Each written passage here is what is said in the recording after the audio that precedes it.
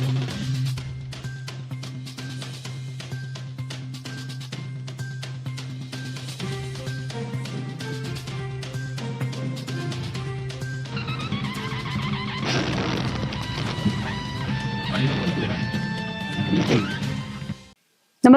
आपण पाहता Hirkani news. Hirkani news प्रत्येक क्षण ताज्या घडामोडी आणि महत्त्वाच्या प्रत्येक बातमीसाठी नेहमीच.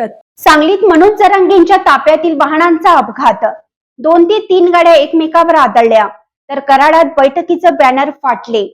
मराठा आंदोलक मनोज जरांगे पाटील यांचा सध्या पश्चिम महाराष्ट्र दौरा सुरू आहे.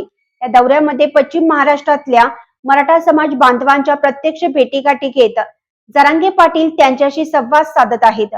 मिळालेल्या माहितीनुसार मनोज जरांगे पाटील हे आज विटा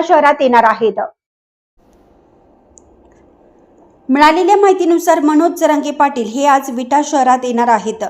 कडेगाव मधून ते विटा येथे निघाले होते. त्याचवेळी त्यांच्या ताफ्यातील वाहनांना अपघात झाला. 2 ते 3 वाहनं एकमेकावर धडकली. मनोज जरांगे पाटील यांच्या स्वागतावेळी स्वागत मार्गावर प्रचंड गर्दी झाली होती.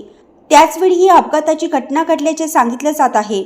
दरम्यान आज कराड तालुक्यातील मसूर आणि पाचवड फाटा येथे मनोज जरांगे पाटील यांची बैठक होणार आहे. त्यांच्या स्वागतासाठी शामगाव घाट ते मसूर मार्गावर उभारण्यात आलेले बॅनर अज्ञातांकडून फाडण्यात आल्याने मराठा समाज आक्रमक झाला असून त्यांनी मल्हारपेठ, पंढरपूर आणि कराडकडे जाणाऱ्या शामगाव घाटातील रस्त्यावर रास्ता रोको केला आहे.